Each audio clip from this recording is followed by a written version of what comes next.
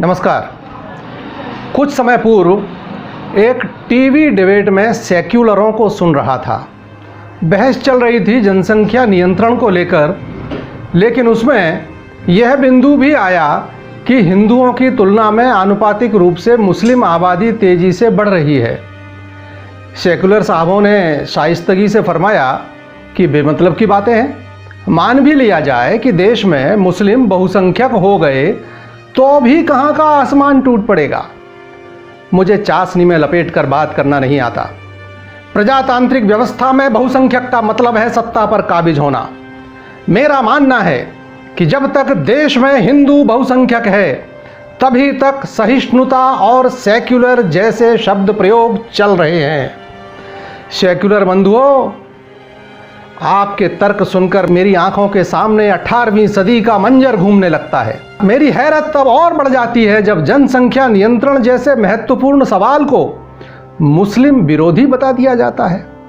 तो ऐसे लोगों को मैं कहना चाहता हूं कि हाँ, जनसंख्या नियंत्रण इसलिए भी जरूरी है कि सर्वधर्म समभाव वाले सहिष्णु हिंदू बहुसंख्यक बने रहें। एक बार हिंदू अल्पसंख्यक हुआ, उसके बाद क्या होगा यह जानने के लिए आइए चलते हैं एक पुरानी कहानी की ओर। यह कहानी है 1734 की।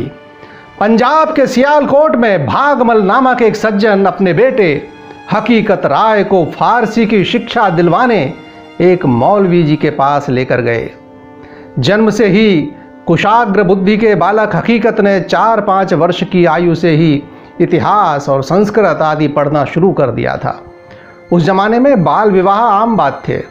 तो हकीकत की शादी के बाद पिता को लगा कि मुस्लिम राज्य में रोजी रोटी कमाने और अपने पैरों पर खड़े होने के लिए फारसी सीखना भी जरूरी है। इसलिए वे उसे मदरसे में मौलवी के पास लेकर गए। मौलवी साहब को दस्तूर के मुताबिक मिठाई और कुछ धन देकर पिता ने बेटे को मदरसे में भर्ती करा दिया और उसकी शिक्षा भी शुरू हो गई। धीरे धीरे उसकी प्रतिभा ने मौलवी साहब को भी प्रभावित कर लिया। जो भी पाठ दिया जाता वह उसे तुरंत याद कर लेता, समझ लेता। लेकिन जब वे बार बार उसकी तारीफ करने लगे तो सहपाठी छात्र कुढ़ने लगे। एक दिन मौलवी की अनुपस्थिति में हकीकत अपना पाठ याद कर रहा था, तब शेष बच्चे खेलने और ऊधम मचाने में जुट गए।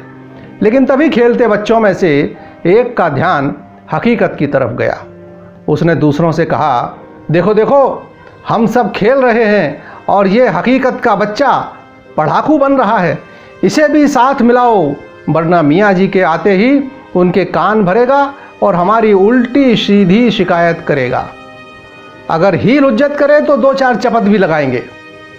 सभी हकीकत से नाराज बैठे ही थे, सो सबको बात जम गई और उन लोगों ने हकीकत को साथ खेलने के लिए बुलाया।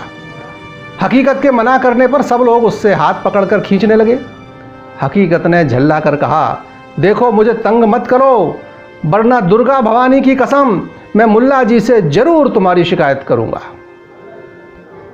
यह एक शब्द दुर्गा भवानी की कसम उसे बहुत भारी पड़ गया। कुछ लड़कों ने दुर्गा जी को लेकर अनाप शनाप गाली गलौज देना शुरू कर दिया।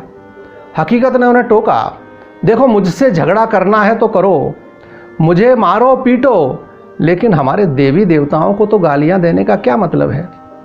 लेकिन जब लड़के नहीं माने और अब शब्दों की मानो बाढ़ ही आ गई, तब हकीकत राय ने भी तुर्की बतुर्की जवाब देते हुए कहा कि जो बातें तुम लोग दुर्गा भवानी के लिए कह रहे हो, जो अल्फाज दुर्गा जी के लिए बोल रहे हो, वही सब अपनी फातिमा के लिए भी समझ लो।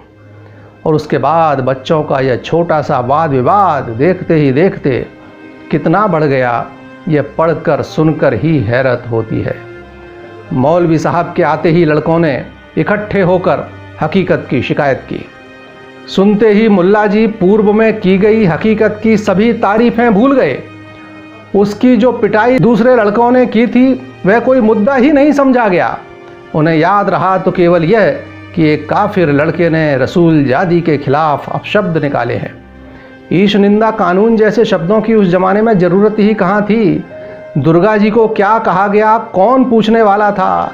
आनन फानन में मौलवी साहब ने हकीकत राय को शहर काजी के सामने पेश कर दिया। सारे झमेले की बात सुनकर हकीकत के परिजन भी वहां पहुंच गए।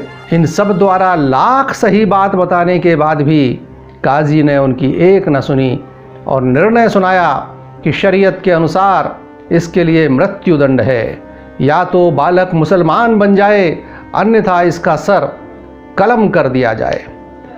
काजी का गुस्सा इतने पर ही नहीं थमा, उसने माता पिता व सगे संबंधियों को भी इसके लिए कसूरवार मान लिया। एक गुस्ताख लड़के को जन्म देना क्या कम था। इन काफिरों की इतनी हिम्मत कि उसके बचाव में मेरे सामने आकर बहस की। डाल दो इन लोगों को भी जेल की काल कोठरी में। घर में हकीकत की मां कोरा का रो रो कर बुरा हाल था। समाज के लोगों को जानकारी मिली तो वे भी दौड़े आए, पर इतना भर हुआ कि काजी ने उनके कहने पर परिवार के लोगों को छोड़ दिया, वह भी इस शर्त पर कि वे हकीकत को इस्लाम कबूलने के लिए मनाएं। माता पिता ने समझाया भी कि मेरे लाल मुसलमान बन जा, तू हमारी आंखों के आगे कम से कम जिंदा तो रहेगा।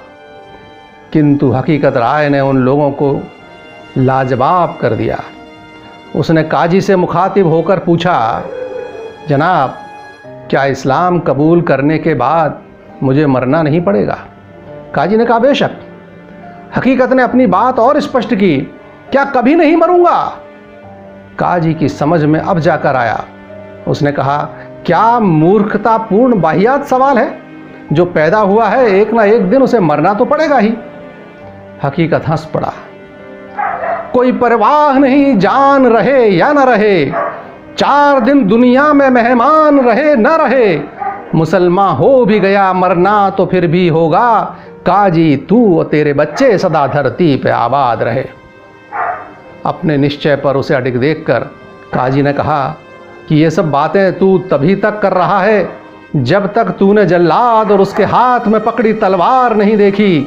सारी शेखी निकल जाएगी उसे देखते ही। डाल दो तब तक के लिए इस नाफरमान को हवालात में।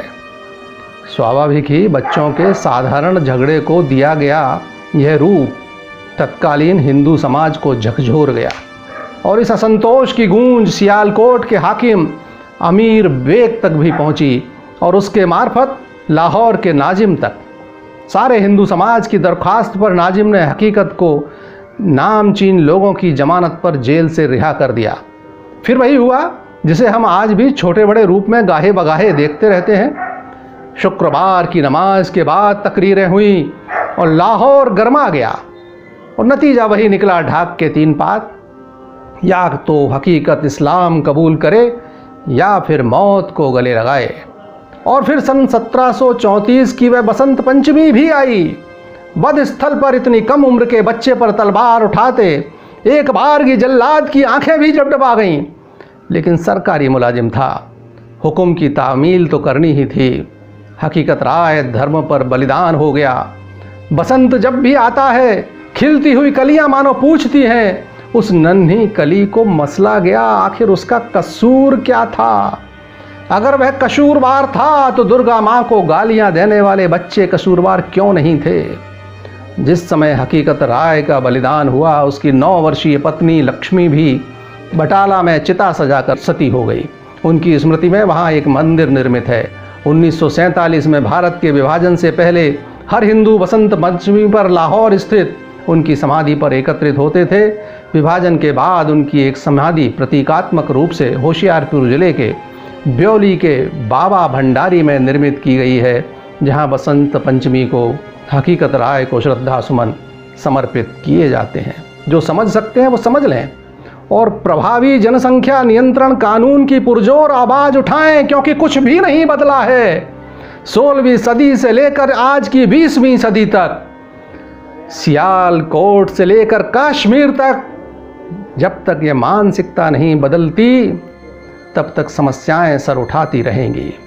जनसंख्या नियंत्रण जरूरी है, क्योंकि सर्वधर्म समभाव जरूरी है, क्योंकि आतंकवाद को जवाब देना जरूरी है, फिरका परस्ती को जवाब देना जरूरी है, क्योंकि हमें अपने बच्चों का भविष्य सुरक्षित रखना जरूरी है।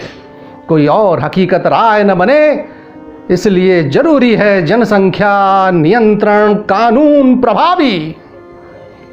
नमस्कार।